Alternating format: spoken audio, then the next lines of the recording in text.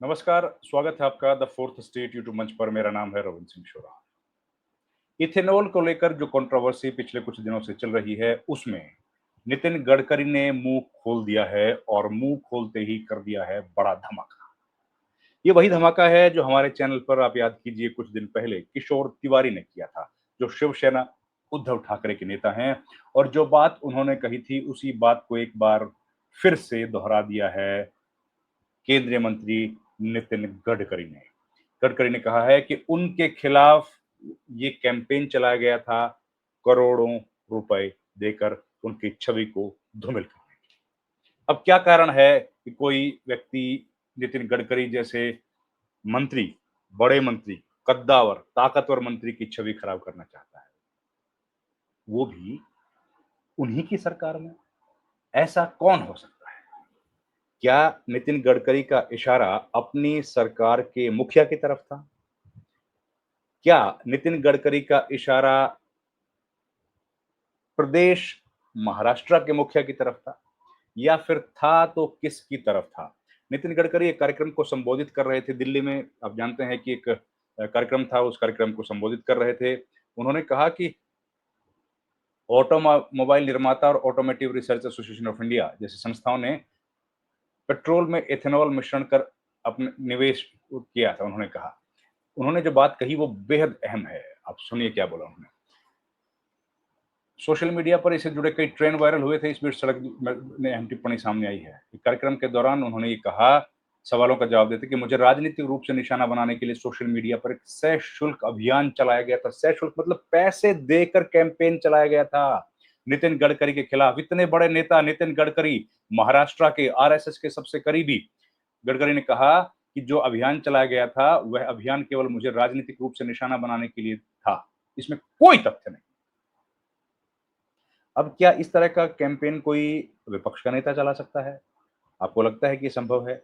ज़ाहिर है ये सरकार की तरफ से या सरकार में शामिल कुछ लोगों की तरफ से चलाया गया होगा, या फिर ये बीजेपी के कुछ बड़े नेताओं की तरफ से कैंपेन चलाया गया होगा। और वो क्यों? वो क्यों? ताकि नितिन गडकरी को बदनाम कर सकें। और भी बोला है, नितिन गडकरी ने खुल के बोला है, मैं बताता हूँ। सब कुछ स्पष्ट है। गडकरी ने कहा है सब कुछ स्पष्ट है। गडकरी ने कहा कि वह आयात का विकल्प लागत प्रभावी, प्रदूषण मुक्त और स्वदेशी है। उन्होंने कहा कि भारत जीवाश्म ईंधन के आयात पर भारी भरकम खर्च करता है। इसके साथ ही उन्होंने पूछा कि क्या इस ईंधन को आयात कम करके बचाए गए धन को भारतीय अर्थव्यवस्था में लगा सकते हैं? इस तरह की बातें उन्होंने E20 पेट्रोल और ये सब कही। असल में आप जानते हैं कि एक कैंपेन पिछले कुछ दिनों चलाया गया था जिसमें कहा गया था कि नितिन गडकरी के जो 2 बेटे हैं, एक का नाम है सारंग और एक दूसरा जो बेटा है, उन दोनों ने मिलकर नितिन गडकरी के साथ वो लोग शामिल थे, और उन दोनों ने मिलकर इथेनॉल से जुड़ी अपनी कंपनी सेटअप की। और उस कंपनी को जो सेटअप किया था, उस कंपनी और उसके बाद इथेनॉल के प्रोडक्ट्स, इथेनॉल को पेट्रोल में मिलाने की शुरुआत की गई। तो कई इस तरह के एलिगेशंस लगे थे कि नितिन गडकरी ने ही ये सब काम किया है, ये सब खेल किया है, और उन्होंने इसमें पूरा भ्रष्टाचार किया है। ये बात हुई। अब ये बात खूब चली। उसके बाद हमने एक इंटरव्यू किया था शिवसेना उद्धव ठाकरे के नेता, आप जानते हैं, किशोर तिवारी का। किशोर तिवारी ने इस बात की तरफ इशारा किया कि ये कैंपेन चल रहा है ताकि ताकि नितिन गडकरी को प्रधानमंत्री ना बनाया जा सके। हालांकि प्रधानमंत्री का पद खाली नहीं है, लेकिन जिस तरह से चर्चाएं चल रही हैं कि 75 वर्ष के होने के बाद नरेंद्र मोदी क्या पद छोड़ देंगे, और अगर छोड़ देंगे तो उनकी जगह कौन प्रधानमंत्री बनेगा? क्या नितिन गडकरी को पार्टी का मुखिया भी बनाया जा सकता है एक बार फिर से? ये तमाम सवाल ऐसे हैं जो उठ रहे थे। ऐसे सवालों में ये चर्चा का विषय बन गया था कि क्या नितिन गडकरी जो है वो फ्रंट रनर हो सकते हैं पार्टी अध्यक्ष के, या उनको प्रधानमंत्री बनाया जा सकता है अगर कोई रिप्लेसमेंट आता है तो। हालांकि अभी तक रिप्लेसमेंट जैसी कोई बात नहीं है, लेकिन ये चर्चा खूब थी। ये भी चर्चा थी कि नरेंद्र मोदी का काफी विरोध भीतर से हो रहा है पार्टी के अंदर से, लेकिन इनका कोई तथ्य हमारे पास नहीं। खैर, जो भी था, ये बातें, तमाम बातें कही थी उन किशोर तिवारी ने हमारे साथ जब उन्होंने इंटरव्यू दिया था। ये उनका आरोप था, राजनीतिक व्यक्ति है, उन्होंने आरोप लगाया। उन्होंने ये भी कहा कि नितिन गडकरी बहुत संयमित व्यक्ति हैं और अनुशासन के साथ काम करते हैं। आरएसएस के साथ वो बंधे हुए हैं, और आरएसएस के जो लोग हैं बहुत संतोषी और बहुत अनुशासित सिपाही आरएसएस के होते हैं। इसलिए नितिन गडकरी चुप हैं, इतना उनके खिलाफ कैंपेन चल रहा है, मैलिशियस कैंपेन उनके खिलाफ चलाया गया, उनकी छवि को खराब करने की कोशिश की गई, बावजूद उसके नितिन गडकरी खामोश हैं, वो कुछ नहीं बोल रहे हैं क्योंकि वो एक अनुशासित सिपाही हैं आरएसएस के। अब सवाल ये उठ रहा है कि अब नितिन गडकरी ने खुद खुल के ये बात कह दी है कि उनके खिलाफ कैंपेन चलाया गया। अब ये बताइए कैंपेन कौन चला सकता है? नितिन गडकरी जैसे ताकतवर मंत्री जिनकी आरएसएस की बैकग्राउंड है, आरएसएस के प्रमुख मोहन भागवत का हाथ उनके कंधे पर है। ऐसे में आज के दिन, जिस दिन मोहन भागवत आरएसएस के प्रमुख, सरसंघ चालक आरएसएस के प्रमुख मोहन भागवत का जन्मदिन है, ऐसे दिन नितिन गडकरी ने ये सवाल क्यों उठाया? उन्होंने इतनी बड़ी बात क्यों कही? अब देखिए, ये तो नहीं हो सकता है कि नितिन गडकरी को इस बात की जानकारी पहले से ना हो कि उनके खिलाफ कैंपेन चलाया जा रहा है। जब हमने इंटरव्यू किया, हमारे इंटरव्यू में जो बातें कही थी किशोर तिवारी ने, वो सब बातें सच साबित हुई हैं। जब किशोर तिवारी को ये सब बातें पता है, तो क्या नितिन गडकरी की जानकारी से ये बातें दूर रही होंगी? नहीं है इसकी संभावना। और उन्होंने ये भी कहा था कि ये कैंपेन जो है, मैलिशियस कैंपेन उनके खिलाफ जो चलाया जा रहा है, ये इसलिए चलाया जा रहा है क्योंकि प्रधानमंत्री पद की जो कुर्सी है, वो खाली होने की संभावना है और इसलिए उनके खिलाफ ये कैंपेन चलाया गया है। तो क्या ये बात सच है कि जो कैंपेन चलाया गया था, वो इसी मुद्दे को लेकर था? और अब जब पद जो है वो क्या वाक़ई में, दूसरी बात भी किशोर तिवारी की सच साबित होने वाली है कि ये पद खाली होने वाला है?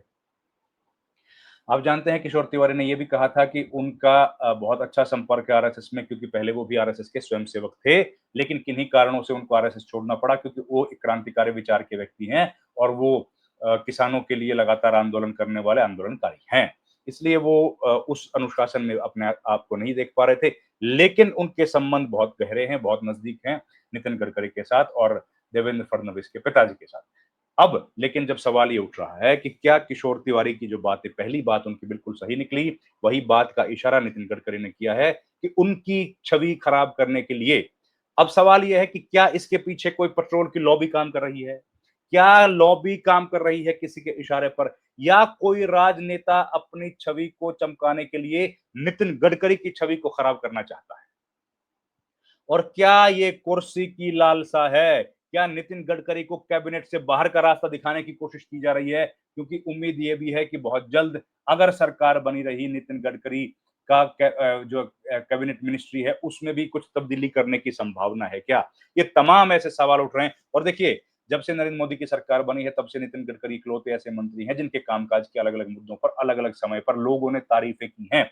सबने तारीफ़ें की है कि जिस तरीके से उन्होंने राष्ट्रीय राजमार्ग का काम अपने हाथ में लिया है और जिस तेजी के साथ काम किया है, सड़कें बहुत अच्छी बनी हैं, सड़कों का जाल बिछा है और एक बड़ी उपलब्धि के तौर पर ये नरेंद्र मोदी की सरकार में इसको रजिस्टर किया गया है कि अगर सड़कों के विकास का काम देखना है, तो हमें नितिन गडकरी के काम देखने की ज़रूरत है।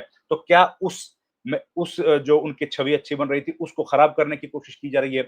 उनके महकमे पर किसी की नज़र है? क्या नितिन गडकरी को इस महकमे से बेदखल किए जाने की संभावना है? याद कीजिए, नितिन गडकरी जब पहली बार पार्टी के प्रधान बने थे और जब उनको पार्टी का अध्यक्ष बनाने के लिए, दोबारा से उनको पार्टी का अध्यक्ष बनाने के लिए बीजेपी के संविधान में भी संशोधन किया गया था। ठीक उसी वक़्त उनके घर पर रेड पड़ी थी इनकम टैक्स की और वो पार्टी के प्रधान नहीं बन पाए थे, पार्टी के अध्यक्ष नहीं बन पाए थे। उसके बाद राजनाथ सिंह को दोबारा अध्यक्ष बनाया गया था और तब नितिन गडकरी ने तब ये बात कही थी कि मेरे खिलाफ साजिश हुई है और वो साजिश सच साबित हुई। उनके खिलाफ साजिश हुई थी। तो क्या एक बार फिर से समय ने करवट बदली है और नितिन गडकरी के खिलाफ वही साजिश हो रही है? क्या ये साजिश सरकार के बड़े नेता कर रहे हैं? क्या उनका इशारा प्रधानमंत्री की तरफ है? क्या प्रधानमंत्री नरेंद्र मोदी नितिन गडकरी के खिलाफ इस तरह की साजिश का हिस्सा हैं? हमें इस बात की जानकारी नहीं है। क्या इसका संबंध महाराष्ट्र के मुख्यमंत्री से है? क्या इसका संबंध किसी और नेता के साथ है जो उनकी पार्टी का सदस्य नहीं है? क्या ये कांग्रेस पार्टी की तरफ से किया गया है? देखिए, जहाँ तक संभावनाएँ लग रही हैं, आप भी देख रहे हैं पिछले 10 साल से कांग्रेस पार्टी उस तरह से कैंपेन नहीं कर पा रही, उस तरह से लीड नहीं कर पा रही है, जिस तरीके से बीजेपी करती है। तो क्योंकि बीजेपी के पास या बीजेपी के बड़े नेताओं के पास बहुत फंडिंग है, तो क्या वो इस पूरे कैंपेन को नितिन गडकरी को अपने रास्ते से हटाने के लिए अंजाम दे रहे हैं? और क्या आने वाले कुछ दिनों में हम लोग बड़ा कुछ बड़ा होने की उम्मीद देख रहे हैं?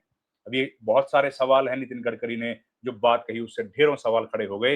इनके जवाब धीरे-धीरे हमको ज़रूर मिलेंगे, लेकिन जैसे ही मिलेंगे आपके सामने लेकर हाज़िर होंगे। इस वीडियो में इतना ही। आपसे गुज़ारिश है हमारे चैनल को प्लीज़ लाइक, शेयर और सब्सक्राइब ज़रूर कीजिए।